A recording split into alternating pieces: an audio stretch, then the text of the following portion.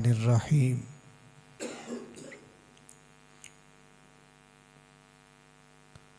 व अम्मा बिनिअमति रब्बिका फ़हद्दिस। सदक़ल्लाहु व सदक़ रसूलुहुन नबियुल करीम। इन्नल्लाहा व मलाइकतहु युसल्लूना अलन नबी या अय्युहल्लज़ीना आमनू सल्लु अलैहि व सल्लिमू तस्लीमा। दुरूद पाक पढ़िए। सलातु वस्सलामु अलैका या रसूलल्लाह व अला आलिका व अस्हाबिका या हबीबल्लाह।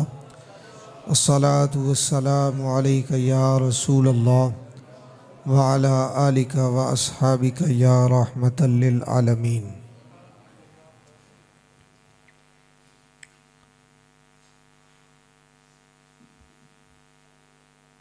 काबिले सद एहतराम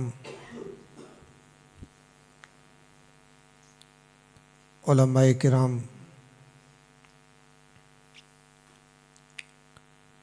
और आज की कॉन्फ्रेंस में शरीक होने वाले तमाम आशिकान मुस्तफ़ा,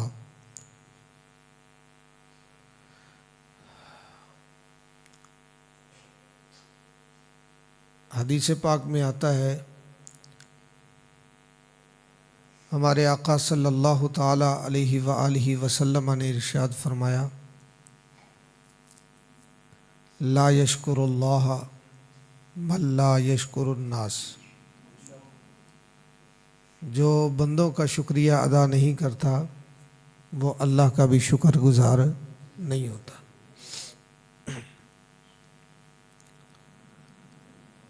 इस मुबारक कॉन्फ्रेंस में आप हजरात तशरीफ़ लाए, बिलखुसूस उलमाए किराम जलवा फरमा हुए, पीर तरीक़त रहबर शरीयत पीर ज़मानुल्लाह नूरी साहिब आप जलवा फरमा हैं। हज़रत अल्लामा मौलाना हाफिज़ शहादत अली नूरी साहिब, हज़रत अल्लामा मौलाना पीर मोहम्मद दाऊद चिश्ती साहिब, हज़रत अल्लामा मौलाना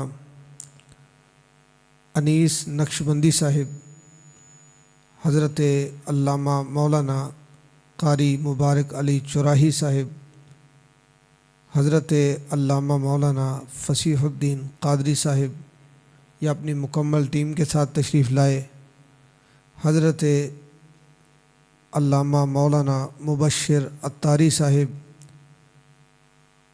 हज़रत अल्लामा मौलाना मोहम्मद अब्बास मुस्तफ़ाई साहिब, हज़रत मौलाना उमर रफ़ीक़ सुल्तानी साहिब, हज़रत मौलाना कमर ज़मान रिज़वी साहिब, हज़रत मौलाना इफ्तिखार रिज़वी साहिब, हज़रत मौलाना हमज़ा रिज़वी साहिब और दावत इस्लामी की मारूफ शख्सियत जनाब मोहतरम मौलाना उबैदुल्ला अत्तारी साहिब, उबैद रज़ा अत्तारी साहिब आप भी तशरीफ़ लाए हैं। और हमारी आज की इस बज़म के मेहमानान गिरामी क़िबला हज़रत साहब अलैहिर्रहमा के तरबियत याफ्ता उलमाए किराम, मेरी मुराद हज़रत अल्लामा प्रोफेसर नईमुल्लाह केलानी साहिब, हज़रत मौलाना अल्लामा इम्तियाज़ अहमद साक़ी साहिब, हज़रत अल्लामा मौलाना मोहम्मद जावेद अहमद साक़ी साहिब और हज़रत मौलाना मुफ्ती रिज़वान बशीर शहबाजी साहिब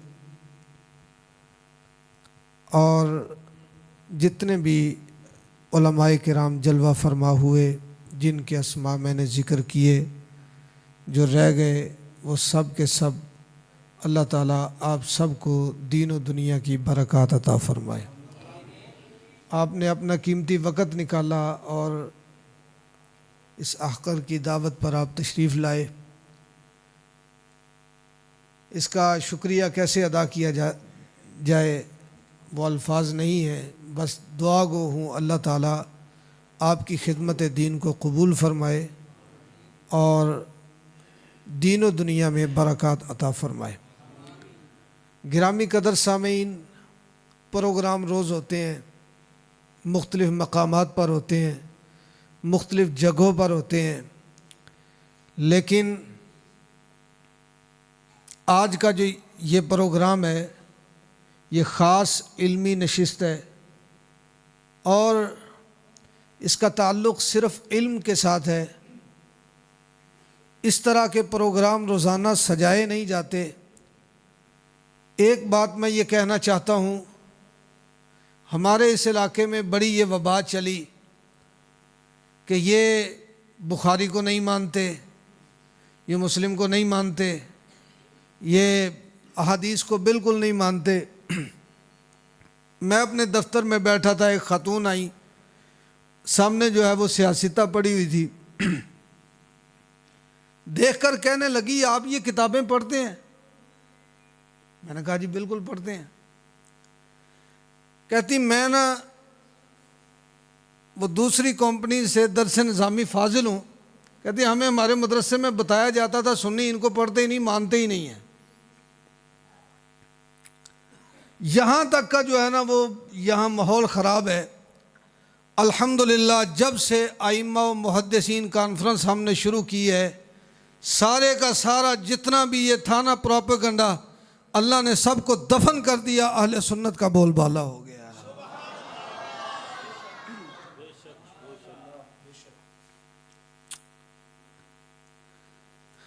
असल में इसका मकसद ये है, जहां हमने करामात सुनाई हैं लोगों को, अपने बुजुर्गों की, सूफिया की करामात सुनाई हैं, हुजूर दाता साहब रहमतुल्लाह ताला अलैह की करामात बताई हैं, हुजूर गौसे आज़म रज़ी अल्लाह ताला अन्हु का तज़किरा सुनाया, वहाँ पर यह बात भी तो ज़रूरी है ना कि हम अवाम अहले सुन्नत के सामने उन बुज़ुर्गों का, उन हस्तियों का तज़किरा करें जो दीन के हम तक पहुँचने का ज़रिया बने हुए, जिनकी बुनियाद पर दीन आया। आज कोई भी बात करता है, भैया आप ये बात कर रहे हैं, ये मसला बयान कर रहे हैं, जी कर रहे हैं, कहाँ लिखा है? हम सबसे पहले नाम किन का लेते हैं? मुहद्दिसीन का। जिस ज़माने में हम जी रहे हैं, पुराने बुजुर्ग थे वो सिर्फ फुक़हा का नाम ले लेते थे, काफ़ी था। हम जिस ज़माने में जी रहे हैं ना, यहाँ मुहद्दिसीन के बगैर काम नहीं चलता।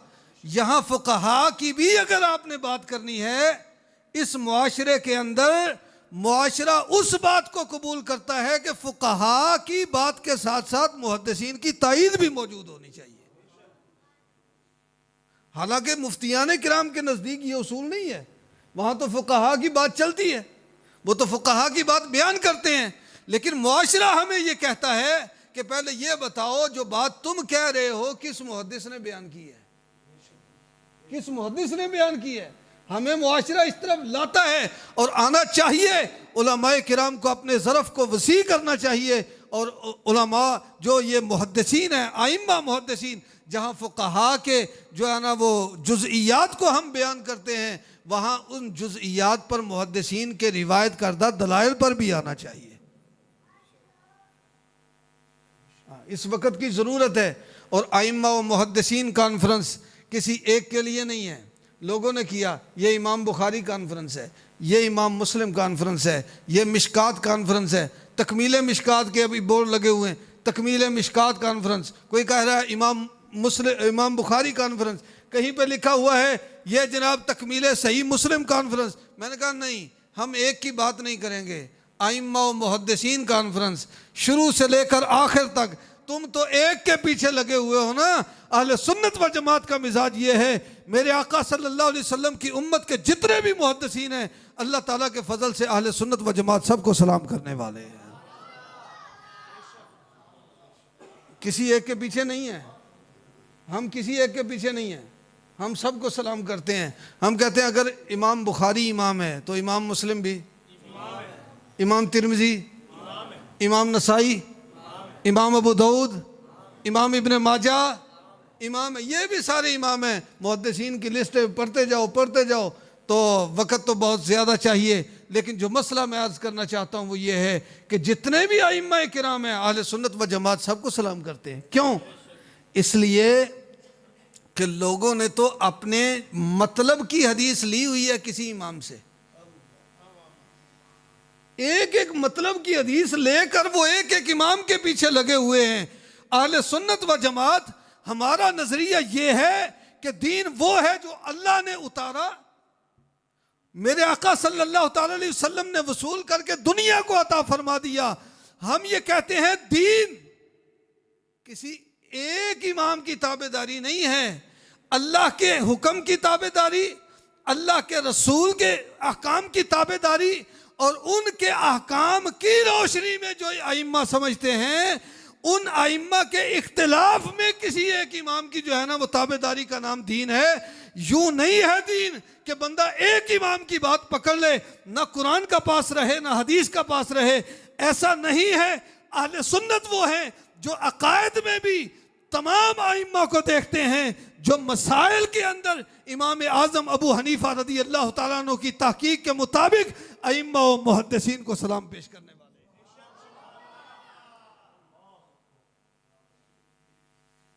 हमारा ये नजरिया नहीं है। देखें, हम अपने मसलक के एतबार से हनफी हैं, हम सारे हनफी, यहाँ जितने बैठे सारे हनाफ हैं अल्हम्दुलिल्लाह, लेकिन हम में से कोई एक बंदा भी इमाम शाफी के बारे में गलत नजरिया नहीं रखता। हम उन्हें भी इमाम कहते हैं। हम में से कोई बंदा भी इमाम मालिक के बारे में गलत नजरिया नहीं रखता। हम में से कोई एक बंदा भी इमाम अहमद बिन हंबल के बारे में गलत नजरिया नहीं रखता। चारों फुकहा को इमाम तस्लीम करने के बाद हम ये कहते हैं तहकीकात वो बरहक हैं जो इमाम आज़म अबू हनीफा ने फरमाई है रदी अल्लाह ताला अन्हु। और इमाम आज़म रदी अल्लाह ताला अन्हु की शख्सियत भी कोई ऐसी हल्की फुल्की तो नहीं ना, हल्की फुल्की। ये अल्लामा साहब बयान फरमा रहे थे कि उनकी जो है ना वो कहते हैं जी उन्होंने इतने लाख हदीस और इमाम साहब की 40,000 और 70,000। इमाम आज़म रदी अल्लाह ताला अन्हु की जो एहतियात है ना हदीस लेने में, इमाम आज़म की जो एहतियात है हदीस लेने में, इतने मोहतात तो इमाम बुखारी भी नहीं है। हाँ, इमाम बुखारी की शर्त यह है कि रावी जो है ना ये मुत्तहिम बिल कज़िब नहीं होना चाहिए,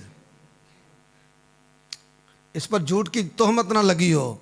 सही होने के लिए, उनकी सनद पर पूरा उतरने के लिए, मकबूल होने के लिए उस पर जो है ना वो झूठ की तोहमत ना हो। इमाम आज़म इससे आगे भी जाते हैं। इमाम आज़म यहाँ पे रुकते नहीं हैं, इमाम आज़म इससे आगे जाते हैं। इमाम आज़म कहते हैं जब से उसने अपने शेख से रिवायत ली, हाँ, ये इमाम बुखारी तो कहते हैं कि मुलाकात साबित हो जाए तो हदीस मकबूल है। वो ठीक है भाई, रावी ठीक है, उस्ताद शगीरत की मुलाकात साबित हो जाए, जिससे रिवायत कर रहा है बस मुलाकात साबित हो जाए काफ़ी है, पता चल जाता है इसने उससे रिवायत ली है। इमाम बुखारी यहाँ पे रुकते हैं, झूठ की तोहमत ना हो, उस्ताद से मुलाकात साबित हो उसकी। लेकिन इमाम आज़म रदी अल्लाह ताला अन्हु यहाँ रुकते नहीं हैं। आप फरमाते हैं जब से उसने रिवायत की अपने शेख से, वहाँ से लेकर जब बयान कर रहा है, इतने सारे वक़्त में रिवायत करने में और हदीस बयान करने में उसको सनद हदीस के साथ साथ मतन हदीस भी याद हो, फिर वो रिवायत जो है ना वो काबिल कबूल होती है। फिर उसकी जो है ना वो रिवायत ली जाती है। इमाम आज़म मुहतात हैं, और फ़क़ीह कोई बंदा ऐसे तो नहीं बनता ना। फ़क़ीह कोई, हम ये इतने सारे मुहद्दिसीन में मैंने इमाम आज़म की बात क्यों छेड़ दी, इसलिए कि लोगों ने ये समझा कि इमाम आज़म रदी अल्लाह ताला अन्हु जो है ना वो बस सुनी सुनाई बात करते हैं। अपने कियास पर। ये जो इश्काल है ये पेश हुआ था हज़रत इमाम बाक़िर रज़ी अल्लाह तआला अन्हु के सामने। उन्होंने कहा जी ये जो है ना ये अपने कियास पर फतवा देते हैं, कुरान और सुन्नत की परवाह नहीं करते। इमाम बाक़िर रज़ी अल्लाह तआला अन्हु ने इमाम आज़म से फरमाया भाई आप हैं जो कियास पर जो है ना वो फैसला करते हैं, आप कियास पर फैसला करते हैं, कुरान और सुन्नत को नहीं देखते। अर्ज़ किया हुजूर इजाज़त हो तो मैं कुछ अर्ज़ करूँ, मैं कुछ अर्ज़ करूँ कि मैं क्या कहता हूँ। इमाम बाक़िर ने फरमाया हाँ बयान करो। हज़रत इमाम आज़म रज़ी अल्लाह तआला अन्हु अर्ज़ करने लगे हुजूर मर्द कमज़ोर होता है कि औरत कमज़ोर होती है? कमज़ोर मर्द होता है कि औरत? आपने फरमाया औरत। अर्ज़ किया हुजूर जो कमज़ोर होता है मदद उसकी ज़्यादा करनी चाहिए या जो ताकतवर है उसकी ज़्यादा मदद करनी चाहिए? कमज़ोर की ना। आपने फरमाया कमज़ोर की। इमाम आज़म अर्ज़ करते हैं हुजूर बात यह है अगर मसला मैं सिर्फ कियास से बयान करता तो मैं ये कहता कि औरत को जायदाद में से 2 हिस्सा मिलना चाहिए, मर्द को 1 हिस्सा मिले औरत को 2 मिले। लेकिन मैंने कुरान की वजह से कियास छोड़ दिया है, मैंने कुरान की वजह से कियास छोड़ दिया है। दूसरी बात अर्ज की हुजूर जब बंदा चलता है पाँव का नीचे वाला हिस्सा ज्यादा गंदा होता है कि ऊपर वाला? नीचे वाला ना। तो गंदे हिस्से को साफ करने की ज्यादा जरूरत होती है कि साफ को, गंदे को ना।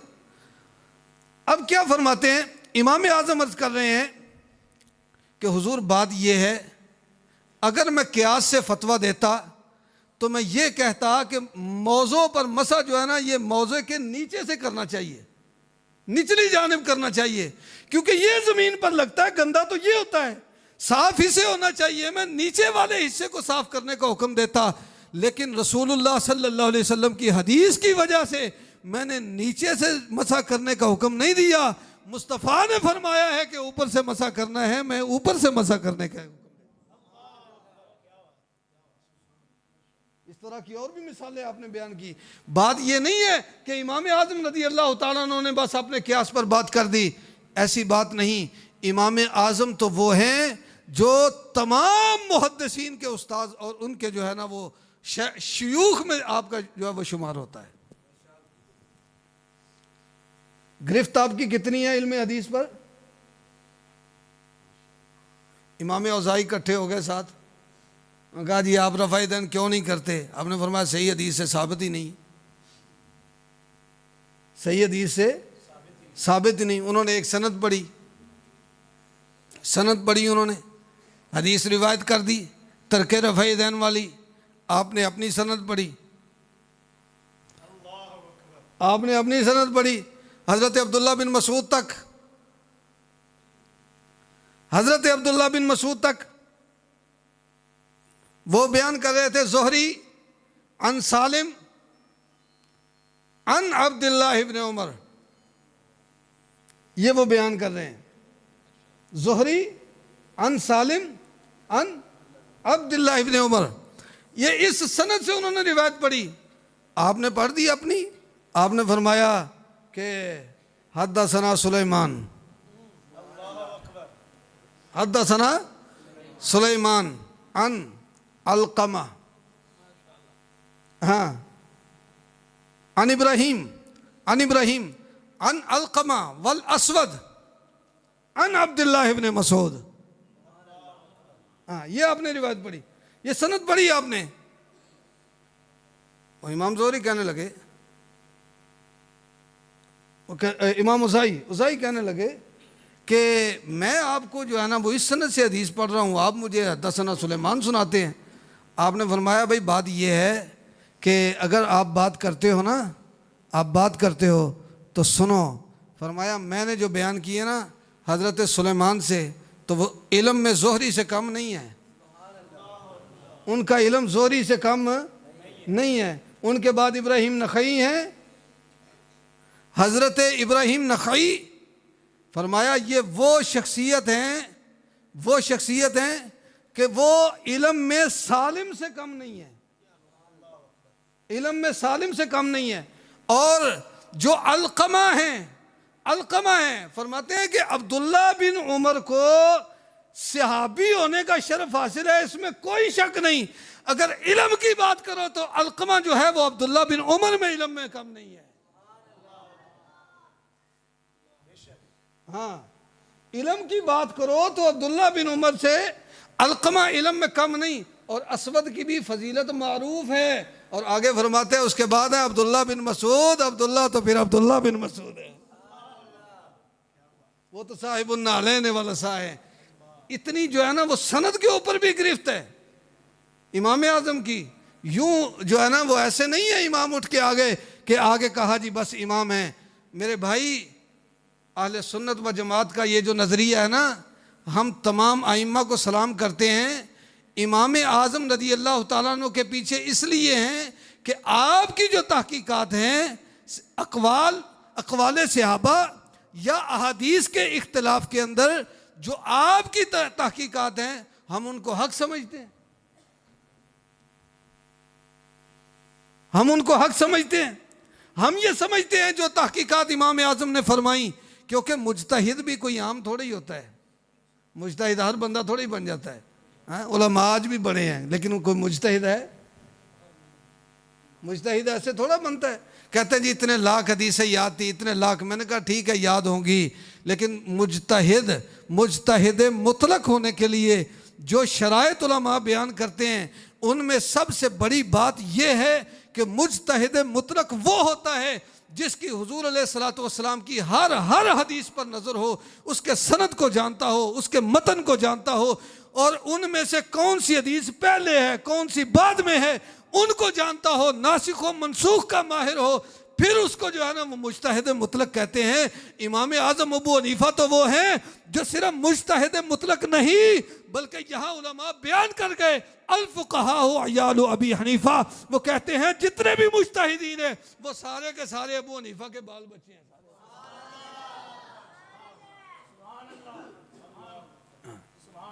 ये बयान हो चुका, ये तो बयान हो चुका। इमाम आज़म रज़ी अल्लाह ताला अन्हु की ये शान है। और फिर हाँ, मुहद्दिसीन भी फिर मुहद्दिसीन है। हम तक जितनी हदीस पहुँचाई है उनके अंदर अगर किसी का किरदार है तो वो मुहद्दिसीन है, वो आइम्मा मुहद्दिसीन है। अल्लाहु अकबर। और अगर आइम्मा मुहद्दिसीन ना होते, आइम्मा मुहद्दिसीन की मेहनतें ना होती, ये उलमा तशरीफ़ फरमा हैं, मुफ्तियान किराम तशरीफ़ फरमा हैं, पूछिए इनसे कि इन लोगों ने अहादीस जमा करने के लिए क्या क्या पापड़ बेले हैं। हमें तो मिल गई ना, लिखी लिखाई मिल गई, बुखारी ये लो पकड़ो, और हमें तो मिल गई, लिखी लिखाई मिल गई ना, हम तो इसमें। लेकिन ये तो कोई पूछे इमाम बुखारी से कि इतनी रिवायात जमा उन्होंने कैसे की है, ये इतनी रिवायात लेकर कहां से आए, क्या कुछ किया उन्होंने हालात का मुकाबला कैसे किया, उन्होंने जो है ना वो इल्म हासिल कैसे किया। बुजुर्गों के ऐसे ऐसे वाक़यात आइम्मा मुहद्दिसीन के मौजूद हैं कि बंदा जो है वो सुन के दंग रह जाता है।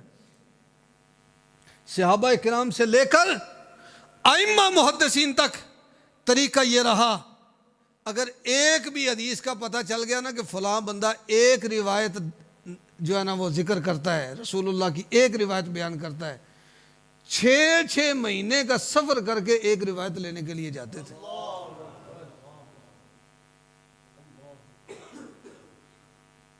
हाँ, ऐसे इल्म नहीं आया, इल्म ऐसे नहीं आ गया। 6 माह का सफ़र करके गए किसके लिए? सिर्फ एक हदीस के लिए, सिर्फ एक हदीस के लिए। आजकल तो तालिब इल्म भी बड़े जल्दी में होते हैं, वालिदैन भी बड़ी जल्दी में होते हैं, जल्दी जल्दी जो है ना वो बच्चे को पढ़ा दिया जाए। और जनाब तालिब इल्म भी कहता है मैं आया हूँ, मुझे कुछ पता नहीं चला। मैंने कहा अभी तुमने देखा क्या, तालिब इल्म में क्या होती है उनसे पूछो जाके, सारी किताबें हमारे सामने पड़ी हुई हैं। और तालिब इल्म कहता है एक ही दिन में सारी पढ़ा दो हमें, वो उनसे जाके पूछो जो लोग इल्म दीन के लिए सफ़र करते थे। कहाँ एक हदीस और सफ़र कितना, 6 महीने जाना, 6 महीने आना, पूरा साल सफ़र करके फिर किया गया।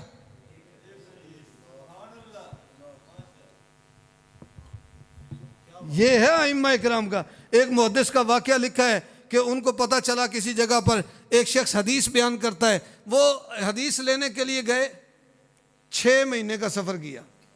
कितनी देर का?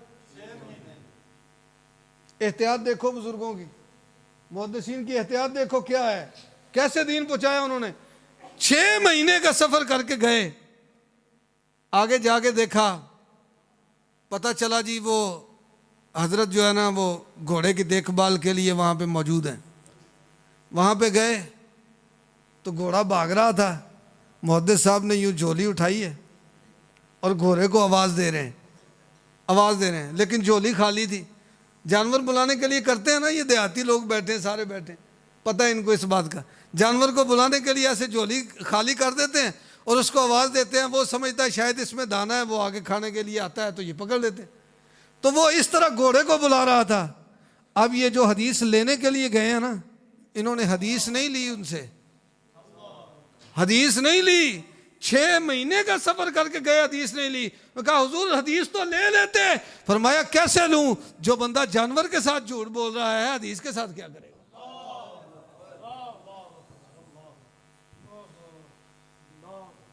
यूं इल्म पहुंचा है, हाँ यूं इल्म पहुंचा है।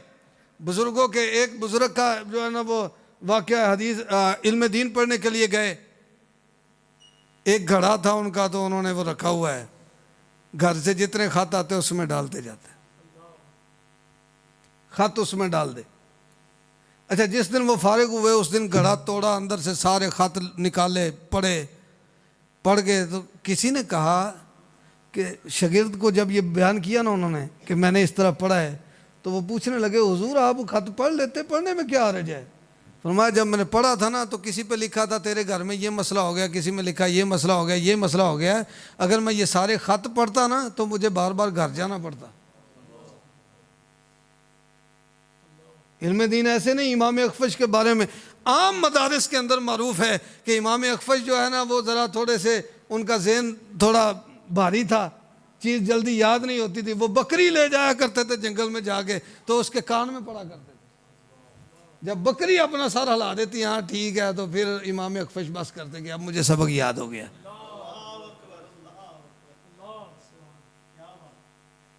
ऐसे इल्म नहीं आया, इल्म तलब से आता है। और ये मुहद्दिसीन की कुर्बानियां हैं जो हम तक आज दीन पहुंचा है। इसके पीछे मेहनतें हैं, इसके पीछे फाके हैं।